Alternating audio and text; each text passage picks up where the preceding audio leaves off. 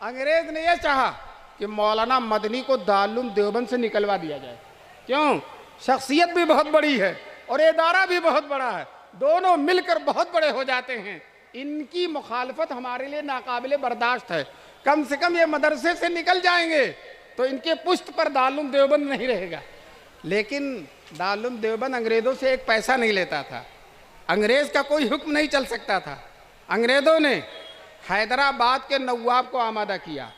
کیا حیدرآباد کے نواب، آپ دارالعلوم دیوبند میں چندہ دیتے ہو، آپ کا اثر و رسوخ ہے، آپ اپنے اثر اور رسوخ کو، اپنی طاقت کو، اور جو دارالعلوم دیوبند کے لوگوں سے آپ کا تعلق ہے، اس تعلق کی بنیاد پر آپ دیوبند کے محتمم کو مجبور کیجئے جو مولانا مدنی کو مدرسے سے نکال دیں. یہ حیدرآباد کے نواب کو انگریزوں نے آمادہ کیا. چنانچہ حیدرآباد کے نواب نے خط لکھا دارالعلوم میں. اس وقت محتمم تھے حکیم الاسلام قاری طیب صاحب رحمۃ اللہ علیہ. خط یہ لکھا کہ محتمم صاحب کو معلوم ہو کہ مولانا حسین احمد مدنی کو مدرسے سے نکال دیا جائے. اگر ان کو نہیں نکالا جائے گا تو ہم اپنا چندہ بند کر دیں گے، جو چندہ دیتے ہیں بند کر دیں گے. قاری طیب صاحب حکیم الاسلام تھے، اتنا عمدہ خط جواب دیا. جواب یہ لکھا کہ نواب حیدرآباد کو معلوم ہو کہ مولانا مدنی کا مدرسے میں رہنا انگریزوں کے لیے بہت مفید ہے. کیوں؟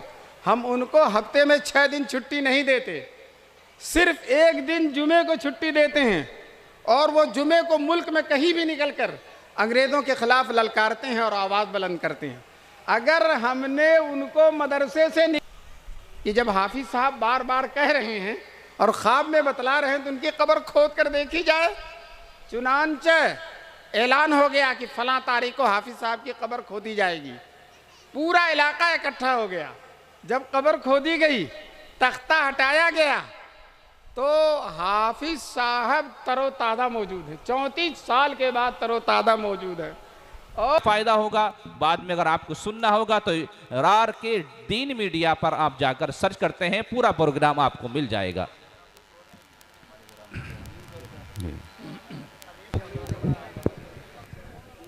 الحمدللہ نحمده ونستعینه ونستغفره ونؤمن به ونتوکل علیہ ونعوذ باللہ من شرور انفسنا ومن سیئات اعمالنا من یهده اللہ فلا مضل له ومن یضلله فلا ہادی له واشهد ان لا الہ الا اللہ وحدہ لا شریک له واشهد ان سیدنا ومولانا محمدا عبدہ ورسولہ صلی اللہ علیہ وسلم. اعوذ باللہ من الشیطان الرجیم. بسم اللہ الرحمن الرحیم. انا نحن نزلنا الذکر وانا له لحافظون. صدق اللہ العلی العظیم. وقال النبی صلی اللہ علیہ وسلم خیرکم من تعلم القرآن وعلمہ او کما قال النبی صلی اللہ علیہ وسلم. حضرت صدر جلسہ، محترم اور معظم علماء کرام، محترم بزرگوں اور دوستوں، نوجوانان ملت، اللہ کا لاکھ لاکھ کرم ہے، احسان ہے کہ اللہ تعالیٰ نے ہم سب کو اپنے اس محبوب ادارے اور مدرسے کے جلسے دستار بندی میں شریک ہونے کا موقع نصیب فرمایا. ماشاءاللہ اس مدرسے کا عظیم کارنامہ آپ کے سامنے ابھی پیش ہوگا. اور 7 بچے جو قرآن کریم کے حافظ ہوئے ہیں، 7 بچے جو قرآن کریم کے حافظ ہوئے ہیں، ابھی آپ کے سامنے ان کی دستار بندی ہوگی اور ان کا اعزاز و اکرام ہوگا، اور آپ کے دل میں انشاءاللہ شوق پیدا ہوگا کہ ہم بھی اپنے بچوں کو حافظ اور عالم بنائیں انشاءاللہ. حدیث میں رسول پاک صلی اللہ علیہ وسلم فرماتے ہیں جس کا بیٹا ناظرہ قرآن پڑھ لیتا، ناظرہ، اللہ تعالیٰ ماں باپ کے اگلے پچھلے گناہ معاف کر دیتے. صرف ناظرہ پڑھ لیتا ہے، اگلے پچھلے گناہ دوستو معاف کیجئے گا. ڈاکٹر کے باپ، انجینئر کے باپ، سائنسداں کے باپ، وزیر اعظم کے باپ، صدر جمہوریہ کے باپ، کسی کے باپ کے اگلے پچھلے گناہ نہیں معاف ہوتے، لیکن جو بچہ قرآن نادرہ پڑھ لیتا ہے اس کے ماں باپ کے اگلے پچھلے گناہ معاف ہو جاتے ہیں۔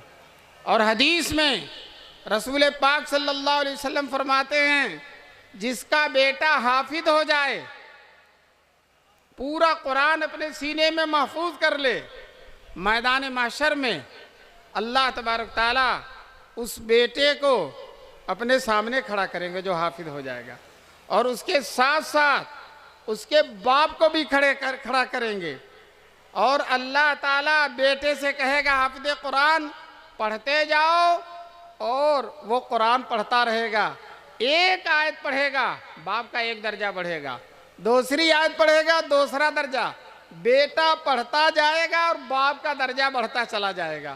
ہمارے دارالعلوم دیوبند کے سابق شیخ الحدیث حضرت مفتی سعید صاحب، اللہ ان کی قبر کو نور سے بھرے، وہ اس حدیث کو سنا کر کہتے تھے ڈنڈا کھایا بیٹے نے اور درجہ بڑھ رہا باپ کا، ڈنڈا کھایا بیٹے نے اور درجہ، کیوں؟ یہ حافظ آسانی سے نہیں ہوتے، چھوٹے چھوٹے بچے فجر سے 1 گھنٹہ پہلے ان کو جگا دیا جاتا ہے، اور بہت سے بچے فجر کی نماز سے پہلے ہی سبق سنا دیتے ہیں، اور جو مولانا صاحب حافظ صاحب رہتے ہیں وہ اپنے مسند پہ بڑے ٹھاڑ سے جلال کے ساتھ بیٹھتے ہیں، اور بچہ سنانے آتا ہے، ایک غلطی تو معاف کر دیتے ہیں، دوسری غلطی کیا تو تھپڑ کا ناشتہ اسے دیتے ہیں۔ مفتی صاحب نے اسی کی طرف اشارہ کیا کہ ڈنڈا کھایا بیٹے نے اور درجہ بڑھ رہا باپ کا، کیا بات ہے؟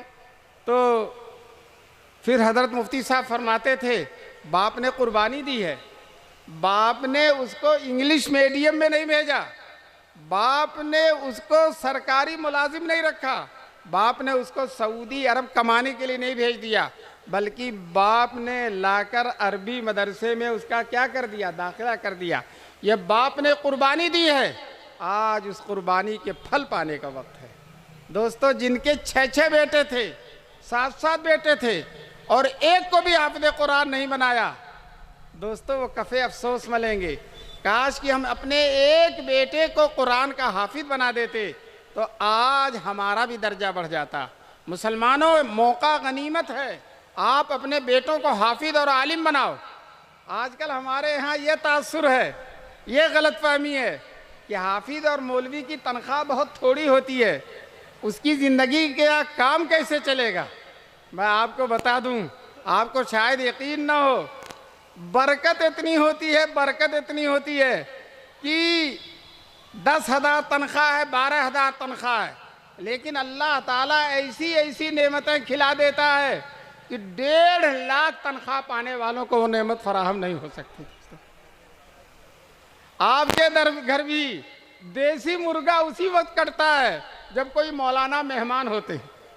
الحمدللہ ان حافظوں کو، عالموں کو اللہ دنیا کی زندگی بھی بڑی شاندار، اور قبر میں بھی بہت شاندار ان کی زندگی ہے۔ ایک حافظ صاحب تھے، حافظ بادشاہ نام تھا، اور واقعتاً حافظوں کے بادشاہ تھے، اور 100 بچوں کو پڑھاتے تھے ایک ساتھ۔ ایک دن حافظ بادشاہ صاحب نے اپنے بیٹے سے کہا، وہ بھی حافظ تھے بڑے اچھے ان کے بیٹے، بیٹا تمہیں قرآن کیسا یاد ہے؟ تو بیٹے نے کہا ابا جیسے لوگوں کو سورہ فاتحہ یاد ہوتی ہے اسی طرح سے مجھے پورا قرآن یاد ہے۔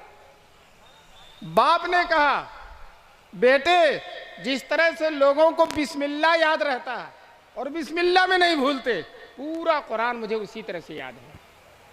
اب حافظ صاحب کا انتقال ہو گیا، اور ندی کے کنارے قبرستان ہے، وہاں ان کو دفن کر دیا گیا۔ دفن کرنے کے 34 سال کے بعد دوستو لاش 3 دن میں سڑ جاتی ہے۔ علماء نے لکھا ہے اگر کسی کی نماز جنازہ نہیں پڑھی گئی اور دفن کر دیا گیا تو 3 دن کے اندر اندر قبر پر نماز جنازہ پڑھی جا سکتی، 3 دن کے بعد نہیں، اس لیے کہ 3 دن کے بعد جسم سڑ جاتا ہے، ختم ہو جاتا ہے، اور صحیح سالم نہیں رہ جاتا۔ 34 سال کے بعد حافظ صاحب نے کسی بزرگ کو خواب میں آ کر بتایا کہ میری قبر میں پانی آ رہا ہے، میری قبر یہاں سے منتقل کر دی جائے۔ ایک نے خواب دیکھا، دوسرے نے دیکھا، تیسرے نے دیکھا، کئی لوگوں نے خواب دیکھا، تو مفتیوں سے فتویٰ معلوم کیا۔ مفتیوں نے بتایا کہ جب حافظ صاحب بار بار کہہ رہے ہیں اور خواب میں بتلا رہے ہیں تو ان کی قبر کھود کر دیکھی جائے۔ چنانچہ اعلان ہو گیا کہ فلاں تاریخ کو حافظ صاحب کی قبر کھودی جائے گی۔ پورا علاقہ اکٹھا ہو گیا۔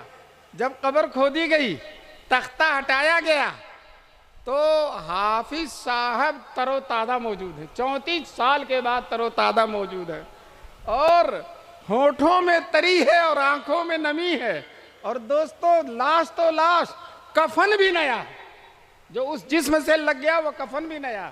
اس زمانے میں کسی شاعر نے کہا تھا، امانت کی طرح رکھا لحد نے رود محشر تک، امانت کی طرح رکھا لحد نے رود محشر تک، نہ ایک منہ کم ہوا اپنا، نہ ایک تارے کفن بگڑا۔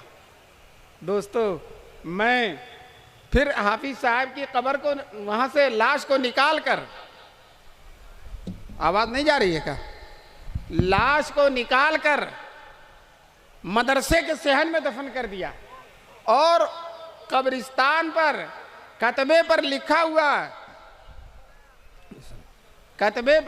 ہوا دفن اول فلاں سن میں اور دفن ثانی فلاں سن میں۔ دوستو میں آپ سے بتاؤں، میں نے ان کی قبر پہ فاتحہ پڑھا ہے، قبر دیکھی ہے، اللہ تبارک تعالیٰ دیکھیے قبر میں کس شان کے ساتھ رکھتے ہیں، اور میدان محشر میں تو حافظوں کی بہار ہی بہار ہوگی۔ حافظ سے کہا جائے گا پڑھتے جاؤ اور جنت کے درجات میں چڑھتے جاؤ، وہ پڑھتا رہے گا اور جنت کے درجات میں چڑھتا چلا جائے گا۔ ایک حافظ سے کہا جائے گا اپنے خاندان کے 10 ایسے آدمیوں کے سفارش کرو جن کے لیے جہنم واجب ہو چکی ہے۔ دوستو ایک حافظ کی وجہ سے 10 لوگ جو جہنم میں جانے والے ہیں اس کی سفارش سے جنت میں چلے جائیں گے۔ اللہ تعالی ہم سب کو اپنے بچوں کو حافظ بنانے کی توفیق نصیب فرمائے۔ اور دوستو جس کا بیٹا عالم بن جائے، قرآن پڑھ لے، قرآن کا معنی سمجھنے لگے، حدیث کا معنی سمجھنے لگے، عربی جان جائے، دیوبند سے، مظاہر سے اور کسی مدرسے سے فارغ ہو جائے، دوستو اس کی شان میدان محشر میں، حدیث میں رسول پاک صلی اللہ علیہ وسلم فرماتے ہیں یجاؤ بالعالم والعابد یوم القیامہ، قیامت کے دن ایک عالم کو بلایا جائے گا اور ایک عابد کو بلایا جائے گا۔ عالم کس کو کہتے ہیں؟ جو عربی پڑھا، قرآن حدیث کو عربی میں سمجھتا ہے، اس کو عالم کہتے ہیں، اور عابد اس کو کہتے ہیں جو عربی نہیں جانتا، قرآن و حدیث کو عربی میں نہیں سمجھ سکتا، لیکن دیندار ہے، نماز پڑھتا ہے، زکوٰۃ دیتا ہے، تلاوت کرتا ہے، جماعت میں جاتا ہے، دین کے کام کرتا ہے، وہ عابد ہے۔ عابد سے کہا جائے گا اٹھو جنت میں چلے جاؤ، وہ خرامہ جنت میں جا رہا ہے۔ مولانا ابھی بیٹھے ہوئے ہیں۔ ہم لوگ جو بہت جلدی علماء سے بدگمان ہو جاتے ہیں، شاید کسی کے دل میں خیال آئے کہ حافظ صاحب، عابد صاحب تو جنت میں چلے گئے اور مولانا ابھی بیٹھے ہیں، کیا مولانا پھنس گئے؟ کیا بات ہے، یہ جنت میں نہیں جا رہے ہیں؟ اللہ تعالیٰ اتنے میں حکم دیں گے عالم اٹھو، حتی تشفع للناس، لوگوں کی سفارش کرو، تم تنہا جنت میں نہیں جاؤ گے، اپنے ساتھ ایک بہت بڑا مجمع لے کر تم جنت میں جاؤ گے۔ دوستو یہ عالم کی شان ہے، دنیا میں بہت بڑے مجمع کی ہدایت کرتا تھا، ان کو دین کی باتیں بتاتا تھا، اور آج قیامت میں اپنے ساتھ بہت بڑے مجمع کو جنت میں لے کر جائے گا۔ دوستو بتاؤ شان ہے کہ نہیں عالم اور حافظ کی؟ اسی لیے حدیث میں رسول پاک صلی اللہ علیہ وسلم نے عالموں کی اور حافظوں کی بڑی فضیلت بیان کی ہے۔ دوستو بہت سے لوگ آج فیشن بنا لیے ہیں، علماء کی مخالفت کرتے ہیں، کہتے ہیں چندہ کرتے ہیں اور کھاتے ہیں اور مدرسے چلاتے ہیں، یہ کرتے ہیں۔ میں آپ سے بتانا چاہتا ہوں اگر یہ علماء نہ ہوتے، یہ حافظ نہ ہوتے، یہ مدرسے نہ ہوتے تو آج ہمارے ملک میں اسلام اسی طرح سے ختم ہو جاتا جس طرح سے اسپین میں ختم ہو گیا۔ اسپین میں اسلامی حکومت تھی سینکڑوں سال تک، اور دوستو مدرسوں اور علماء نے کام بند کر دیا، لوگوں نے علماء سے دوری اختیار کر لی۔ اس کا نتیجہ یہ ہوا کہ آج وہاں اسلام کا نام لینے والا بھی کوئی موجود نہیں ہے، اور الحمدللہ ہمارا ملک चप्पे चप्पे में मदरसे हैं। और याद रखो इंशाअल्लाह सुम्मा इंशाअल्लाह ये जो मदरसे हैं क़यामत तक बाकी रहेंगे इंशाअल्लाह। इन मदरसों को कोई ख़त्म करने वाला नहीं। हमने देखा है बहुत से लोग मदरसों के ख़िलाफ़ आवाज़ उठाते हैं, बंद कर दो, ख़त्म कर दो, लेकिन दोस्तों खुद ही ख़त्म हो जाते हैं। मदरसे पहले भी थे और आज भी है और इंशाअल्लाह क़यामत तक रहेंगे इंशाअल्लाह। हमारे हुज़ूर सल्लल्लाहु अलैहि वसल्लम ने अरफात के मैदान में जब आपने आखिरी हज फरमाया था तो आपने दुआ की थी। अरफात के मैदान में 1 लाख का मजमा था और आपने ऊँटनी पर बैठकर खुतबा दिया था, माइक भी नहीं था। यहाँ 100, 500, 700, 1000 का मजमा है और माइक भी लगा हुआ है, फिर भी कुछ लोग कह रहे हैं कान में आवाज़ नहीं आ रही। 1 लाख का मजमा था और हुजूर ने ऊँटनी पर बैठकर खुतबा दिया था। और दोस्तों सामने वाला जिस तरह से सुनता था दूर वाला भी उसी तरह से सुनता था। ये मौजज़ा था जनाब रसूल पाक सल्लल्लाहु अलैहि वसल्लम का। दोस्तों उसमें आपने जब खुतबा दे लिया तो अरफात में उठकर दुआ की, अरफात के मैदान में बैठकर। दोस्तों अरफात में जितनी दुआ कबूल होती है वो कहीं भी नहीं कबूल, पूरी दुनिया में कहीं कबूल नहीं होती जितनी अरफात में होती है। अल्लाह ताला हम सब मुसलमानों को हज करने की और अरफात में जाने की तौफीक नसीब फरमाए और वहाँ दुआ करने की। किसी ने अरफा के दिन शैतान को देखा एकदम दुबला पतला, बहुत ज़्यादा दुबला हो गया। किसी ने कहा क्या बात है इतने दुबले नज़र आ रहे हो? कहने लगे दुबला नहीं होऊंगा, कई साल मेहनत करके इंसान से गुनाह कराता हूँ और जो है चोरी कराता हूँ, डाका डलवाता हूँ, सूद खिला देता हूँ, रिश्वत दिलाता हूँ, हरामकारी में मुब्तला कर देता हूँ और अरफात के मैदान में आकर हाथ उठाकर दुआ करता हूँ, सारे गुनाह उसके माफ़ हो जाते हैं। मेरी सारी मेहनत बर्बाद हो जाती है, इसलिए मैं तुमको दुबला नज़र आता हूँ। बहरहाल हुजूर सल्लल्लाहु अलैहि वसल्लम ने अरफात के मैदान में जो दुआ की थी वह दुआ मैं आपको सुनाना चाहता हूँ। हुजूर ने दुआ की थी, ऐ अल्लाह मेरी उम्मत क़यामत तक बाकी रहे। क्या दुआ किया था गौर से सुनिए, मेरी उम्मत क़यामत तक बाकी रहे, कोई जालिम व जाबिर सरकश व खूंखार मेरी उम्मत को ख़त्म न कर सके। ये हुजूर ने दुआ फरमाई थी। दोस्तों अभी दुआ फरमाकर फारिग हुए, आसमान से जिब्रील बशारत लेकर आ गए और अल्लाह का हुक्म लेकर आ गए, मेरे महबूब आपकी दुआ कबूल है। अल्लाह ने फरमा दिया मेरे महबूब आपकी दुआ कबूल है। मुसलमानों मैं आपसे बताना चाहता हूँ जब हुजूर की दुआ ये मकबूल है तो मकबूल दुआ के बलबूते पे मैं कहता हूँ इस मुल्क में, इस दुनिया में कोई रहे या न रहे हम तो इंशाअल्लाह क़यामत तक रहेंगे। हमारे सर पर दुआ है जनाब रसूल पाक सल्लल्लाहु अलैहि वसल्लम की। और दोस्तों हमारे दीन का बाकी रहना हाफिज़ों, आलिमों, कारियों के बाकी रहने पर है। तो याद रखो जिस तरह से दीन बाकी रहेगा उसी तरह से मदरसे भी बाकी रहेंगे और ये आलिम, उलमा, हाफिज़ और कारी भी इंशाअल्लाह क़यामत तक बाकी रहेंगे इंशाअल्लाह। आप लाख साजिशें कर लो, कुछ भी कर लो, लेकिन तुम्हारी साजिशें धरी की धरी रह जाएंगी। अल्लाह का फैसला और अल्लाह के महबूब की मकबूल दुआ उसी का असर होगा और वही हावी और गालिब रहेगी। इसलिए दोस्तों किसी सूरत में हम मुसलमानों को मायूस होने की ज़रूरत नहीं। मायूस वो जो खुदा नहीं रखता, मायूस वो जो हुजूर का उम्मती नहीं है, मायूस वो हो जिसके दिल में ईमान नहीं है। दोस्तों हमारे सीने में तो ईमान है, हम पर तो अल्लाह की रहमतों का साया है, हम पर तो हुजूर की नज़र करम है, हुजूर की इनायत है, हुजूर की दुआएं हैं। इंशाअल्लाह सुम्मा इंशाअल्लाह ये दुआएं क़यामत तक हमारे सर पर बाकी रहेंगी। मैं मुसलमानों से दरख्वास्त करता हूँ, याद रखो पूरी दुनिया में दीन वही मजबूत है जहाँ मदरसे मजबूत हैं। आज दारुल उलूम देवबंद एक ऐसा इदारा है जो पूरी दुनिया में दीन का नूर बिखेर रहा है। आप कहीं चले जाइए, अफ्रीका में चले जाइए, अमेरिका में चले जाइए, बरतानिया में चले जाइए, कहीं भी चले जाइए, वहाँ अरबी मदरसे हैं, कुरान पढ़ा जा रहा, हदीस पढ़ी जा रही है, हाफिज हो रहे हैं, आलिम हो रहे हैं। उन मौलवियों से पूछो आप कहाँ से पढ़कर आए हो, تو کہیں گے دارالعلوم دیوبند سے پڑھ کر آئے ہیں۔ دوستو، فیجی ایک جزیرہ ہے جو دنیا کا سب سے پہلا ملک ہے۔ سب سے پہلے سورج وہی نکلتا، جہاز چلتا رہتا، 16-17 گھنٹے تک چلتا رہتا، جب جا کر فیجی ملک آتا ہے۔ اس کے بعد کوئی ملک ہے ہی نہیں، پھر دنیا ختم ہو جاتی ہے۔ ہم دارالعلوم دیوبند کے محدث حضرت مولانا نعمت اللہ کے ساتھ فیجی گئے۔ جب اترے تو عربی مدرسے وہاں ہیں، بخاری ختم ہو رہی ہے اور حدیث پڑھائی جا رہی، قرآن پڑھایا جا رہا۔ ہم نے ان مولویوں سے پوچھا آپ کہاں سے پڑھ کر آئے ہو؟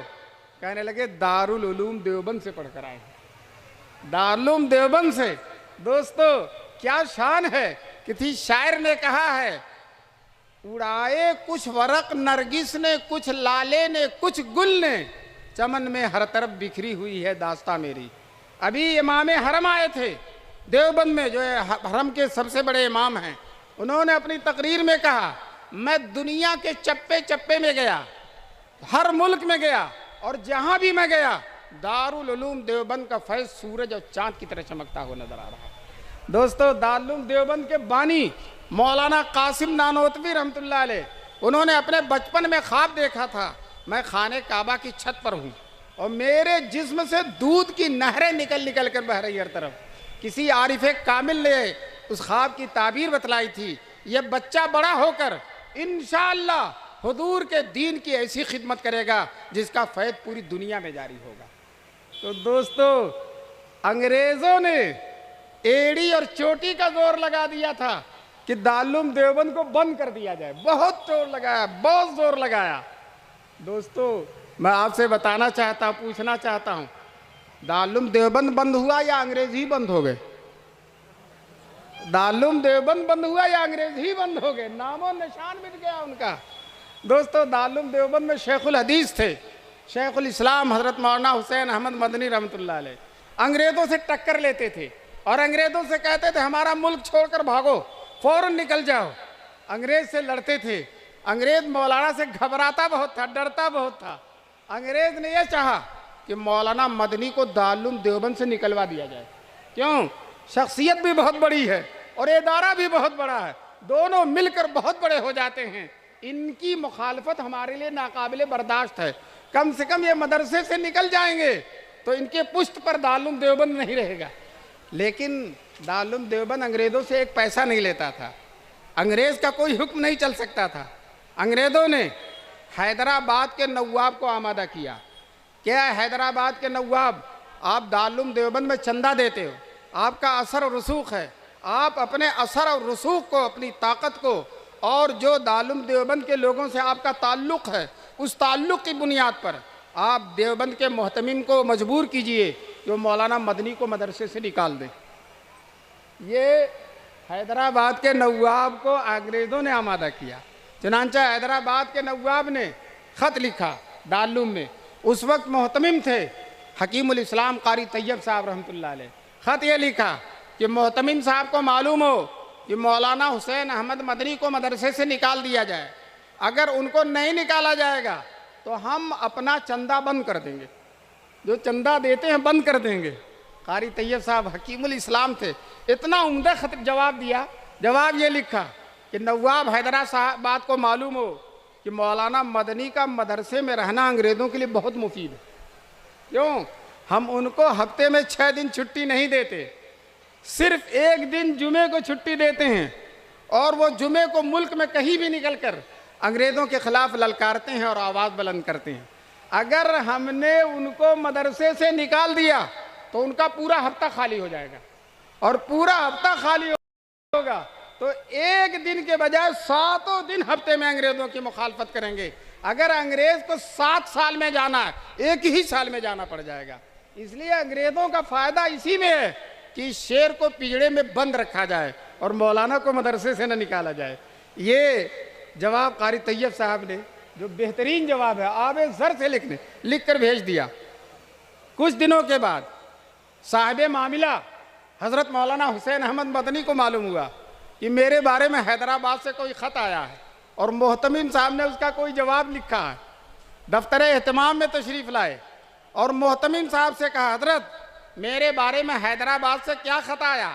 اور آپ نے کیا جواب دیا؟ محتمم صاحب نے حیدرآباد کا خط اور اپنا جواب شیخ الاسلام کے سامنے رکھ دیا۔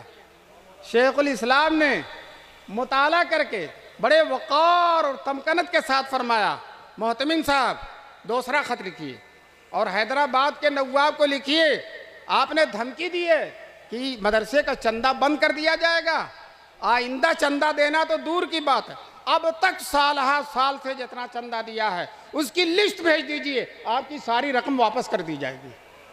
آپ سمجھتے ہیں مدرسہ آپ کے چندے سے چلتا ہے؟ مدرسہ اللہ کی امانت ہے اور اللہ اس کو چلانے والے ہیں۔ دوستو آج بھی میں یہی کہتا ہوں، کسی مالدار کے بلبوتے پہ مدرسے نہیں چلتے، کسی جاگیردار کے بلبوتے پہ مدرسے نہیں چلتے، یہ مدرسے اللہ کے دین کے خادم ہیں، اور اللہ ان کو جس طرح سے دین قیامت تک باقی رہے گا اسی طرح سے اللہ تعالیٰ ان مدرسوں کو قیامت تک باقی رکھے گا انشاءاللہ۔ ہم مسلمانوں کی سعادت یہ ہے کہ ان مدرسوں کو سینے سے لگائیں، ان مدرسوں کو اپنے محبوب کی امانت سمجھیں، اپنے اللہ کے دین کی خدمت کا ذریعہ سمجھیں، مدرسوں کے طلبہ سے محبت کریں، اساتذہ سے محبت کریں، علماء سے محبت کریں، اور جتنی توفیق ہو ان مدرسوں کی خدمت کریں۔ انشاءاللہ ثم انشاءاللہ اگر آپ نے مدرسوں کی خدمت کیا، طلبہ کی جو مہمان رسول ہیں ان کی خدمت کیا، علماء کی خدمت کیا، ان سے تعلق رکھا اور اپنے بیٹوں کو بھی حافظ اور عالم بنایا، تو انشاءاللہ اللہ تعالیٰ کی رحمتیں جھوم جھوم کر آپ کے اوپر برسیں گی، اور دنیا کی کوئی طاقت آپ کا کچھ نقصان نہیں کر سکتی۔ دوستو یہ ماشاءاللہ بڑا شاندار جلسہ ہے۔ قاری شہزاد صاحب جو اس مدرسے کے ذمہ دار ہیں اور صدر صاحب یہ بیٹھے ہیں، اور بھی بہت سارے لوگ، محتمم صاحب، ان حضرات کا میں شکر گزار ہوں کہ ان حضرات نے مجھے یہاں بلا کر آپ حضرات کی خدمت میں چند باتیں کرنے کی توفیق نصیب فرمائی۔ میں بیمار ہوں، کئی دن سے بخار ہے، پلیٹلیٹس کم ہو گئی ہے، لیکن اس کے باوجود چیخ چیخ کے تقریر کر رہا ہوں۔ یہ روحانیت کی بات ہے، آپ حضرات کی توجہ کی بات ہے۔ اللہ تبارک تعالیٰ آپ کے اس مدرسے کو، کیا نام ہے مدرسے کا؟ جامعہ ارشادیہ کو اللہ تبارک تعالیٰ قیامت تک باقی رکھے۔ ہاتھ اٹھا کر کہو ہم اس مدرسے کی خدمت کریں گے انشاءاللہ، اس مدرسے کو اپنا مدرسہ سمجھیں گے اور دارالعلوم دیوبند کی شاخ سمجھیں گے۔ آج جانتے ہیں دارالعلوم دیوبند کی برکت سے لوگ پوچھتے ہیں باہر ملکوں میں یو پی کہاں ہے، تو بتایا جاتا ہے جہاں دارالعلوم دیوبند ہے۔ یو پی کا تعارف کس سے ہو رہا ہے؟ دارالعلوم دیوبند سے ہو رہا۔ دوستو آج بھی دیوبند میں نہ مین لائن ہے، نہ مین روڈ پر ہے، نہ جی ٹی روڈ پر ہے دوستو، لیکن دنیا بھر کے لوگ کھچ کر کے دیوبند میں چلے آ رہے ہیں۔ اگر یہ عربی مدرسہ نہ ہوتا تو شاید دیوبند کو سہارنپور ضلع ہی کے لوگ جانتے، لیکن آج دنیا میں چپے چپے میں دارالعلوم دیوبند کی شہرت ہے۔ دوستو میں آپ سے یہی کہنا چاہتا ہوں کہ کرتپور کی جان، کرتپور کی روح اور کرتپور کی بہار یہ عربی مدرسے ہیں۔ یہ حفاظ جو صبح اٹھ کر قرآن کی تلاوت کرتے ہیں، یہ علماء جو دین کی باتیں بتاتے ہیں، دوستو اسی کی وجہ سے ہماری بستی میں رونق ہے۔ میں آپ سے عرض کرنا چاہتا ہوں اس سے زیادہ رونق نہ تاجروں کی وجہ سے، نہ کاشتکاروں کی وجہ سے، نہ دولت و ثروت والوں کی وجہ سے، ساری رونق قرآن پڑھنے والوں کی وجہ سے ہے۔ حدیث میں آتا ہے جب حافظ، علم حاصل کرنے والا طالب علم کسی جگہ سے گزرتا ہے، فرشتے اس کے پیروں کے نیچے اپنا پر بچھا دیتے ہیں۔ تو دوستو یہ جو طلبہ کرتپور میں چلتے پھرتے نظر آ رہے ہیں علماء، ان کے پیروں کے نیچے پر بچھانے کے لیے اللہ کی رحمت کے فرشتے آتے ہیں۔ تو دوستو جب ان سے ملنے، ان کی خدمت، ان کے پیروں کے نیچے اپنا پر بچھانے کے لیے آتے ہیں، صحیح حدیث ہے، تو کرتپور میں بھی بہار آ جائے گی، فرشتے آئیں گے۔ دوستو اگر یہ علماء مولوی نہ ہوں تو یہ شیطان ہی آئے گا، فرشتے نہیں آئیں گے۔ ان علماء کی برکت سے، دینداروں کی برکت سے، مدرسے والوں کی برکت سے، اللہ اللہ کہنے والوں کی برکت سے، الا اللہ کی ضرب لگانے والوں کی برکت سے آج ہماری بستیوں میں اللہ کی رحمت کے فرشتے آ رہے ہیں۔ اللہ تبارک تعالیٰ ان مدرسوں کو خوب سے خوب ترقیات سے سرفراز فرمائے، اور یہ جلسہ آخر تک چلتا رہے گا۔ آپ حضرات سے درخواست ہے، میں نے اپنی بیماری اور علالت کی وجہ سے مختصر سی تقریر کی ہے، لیکن ابھی میرے بعد علماء آئیں گے اور انشاءاللہ آپ کو اچھی طرح سیراب کر دیں گے، دین کی باتوں سے نواز دیں گے۔ آپ آخر تک بیٹھے رہیے گا، جب تک دعا نہ ہو جائے نہ جائیے گا۔ ہاتھ اٹھائیے کہ